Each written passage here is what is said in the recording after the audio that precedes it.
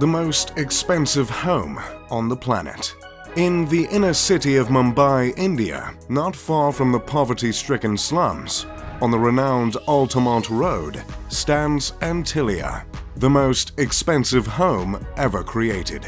This home ascends 27 stories, stretching 568 feet high, granting the massive structure with prime views of the Arabian Sea.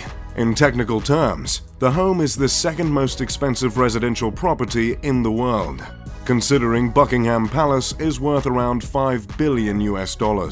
However, Buckingham Palace is considered a crown property, whereas Antilia is a private residence. And the most expensive private residential property at that, with some pricing estimates as high as $2 billion. Even still, any list in which a residence is preceded by Buckingham Palace pretty much guarantees that place is going to be over-the-top luxurious and is likely a house I'd love to move into. In this video, I'll take you on a virtual, informative tour of this ostentatious estate, while engaging all of 2 of your senses. In this massive home, there are several ceilings that are double or triple heighted, so the 27-floored skyscraper looks more like a 50 or 60-floored building. Can you imagine only being as tall as an ordinary 27-floor building? Laughable.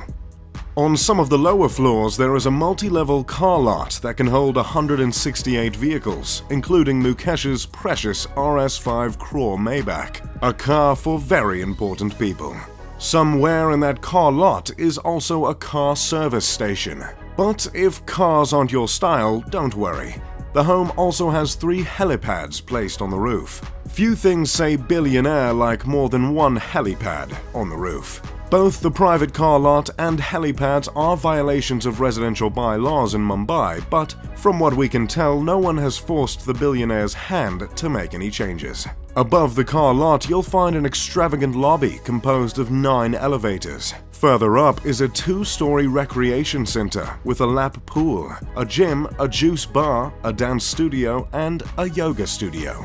Floors like these are how Jeff Bezos transformed his I sell books body to his I sell what I want physique. As you continue to ascend, you will eventually run into a spa and a ballroom.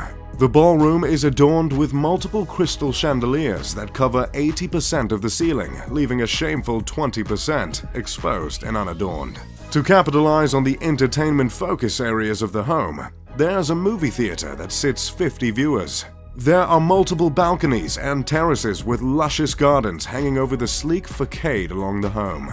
The vegetation attached to the sides of the building are meant to absorb sunlight in order to keep the interior as cool as possible. Hopefully that touch can put a dent in what must be a monstrous electricity bill. As if all this luxury wasn't enough of an escape from the hot, busy streets of Mumbai, the home comes fitted with an ice room equipped with a snow generator, meant to mimic a winter wonderland, a creative addition rivaled only by the likes of Willy Wonka. The immaculate structure was designed by architects Perkins & Will out of Chicago, and the interior design was overseen by an Australian company called Lighton Holdings. While the 400,000 square foot building is home to just 6, it's also meant to make room for a staff of 600 cooks, cleaners, and security personnel. So that makes the size of the mansion less excessive, right? I double-checked that stat, by the way, and I can confirm 100 staff per family member. The building is named after a legendary island, also called the Isle of the Seven Cities. The tale of this island originates from an old Liberian legend in which bishops fleeing from the Muslim conquest of Hispania escaped to an island and created 7 settlements there. There's not much else on that fun fact, and no one seems to know why the owners of the home took to that fabled island. But that's the thing with being a billionaire. No one questions your decisions. Considering the unique shape of the skyscraper and the fact that its construction cost not 6, not 7, not 8, but 10 figures, it'd be a fair assumption to presume the design of the home is symbolic, or at least, on purpose. And that assumption would be correct. This incredible structure was meticulously crafted with Hindi influence and generously laced with religious symbolism. Within the 27 stories, there are 6 sections of the home that are meant to reflect earth, water, fire, air, sound, and light. These elements were placed from bottom to top as to mimic not Nickelodeon's Avatar: The Last Airbender, but the ascension to enlightenment. Throughout the mansion there are two reoccurring motifs: the sun and the lotus. These symbols are meant to represent rebirth. The materials used to stand for these themes include marble, crystal, and none other than mother of pearl. There is a temple in the home in which the family of 6 goes to pray regularly. There are many statues of Hindu deities throughout the home, including the Hindu god Ganesh, revered as the remover of obstacles, and Shiva, the Hindu deity who destroys to make way for new creation.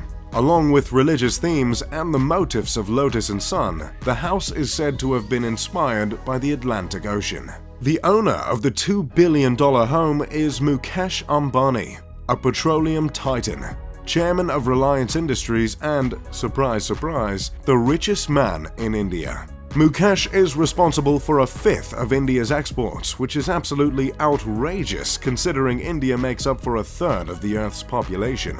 Mukesh's father created a business that turned into the world's biggest producer of polyester fibers and yarns. Mukesh multiplied his inheritance many times over to become one of the richest men in all of Asia. For years, Mukesh was a member of the top 10 richest people in the world, and during one surge in India's stock market in 2007, he was believed to be the richest man on the planet. But as of recently, he sits comfortably at the 20th spot.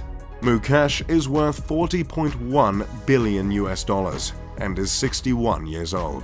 Did someone ask for a list of the richest people on the planet? Okay, here it is.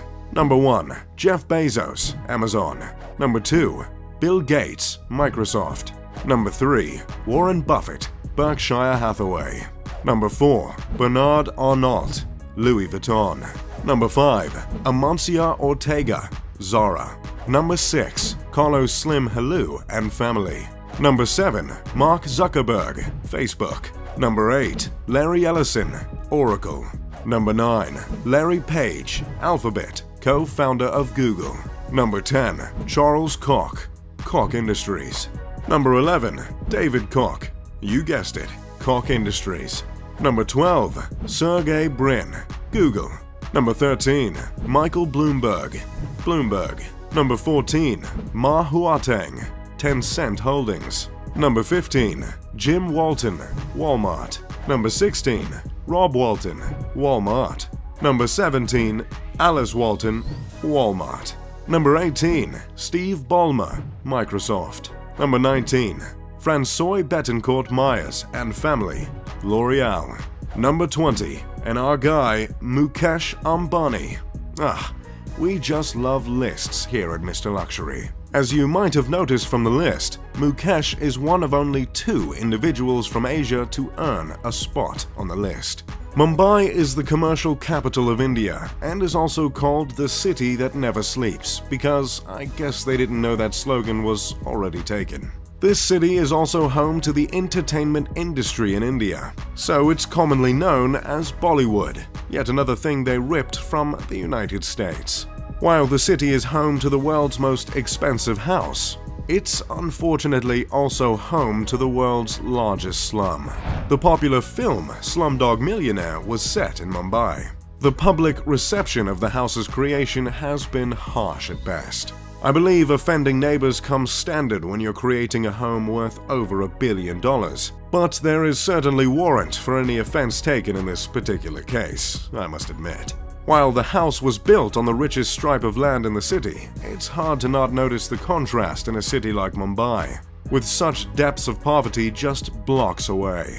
Gyan Prakash told the New York Times in 2010 that the home is in a way reflective of how the rich are turning their faces away from the city.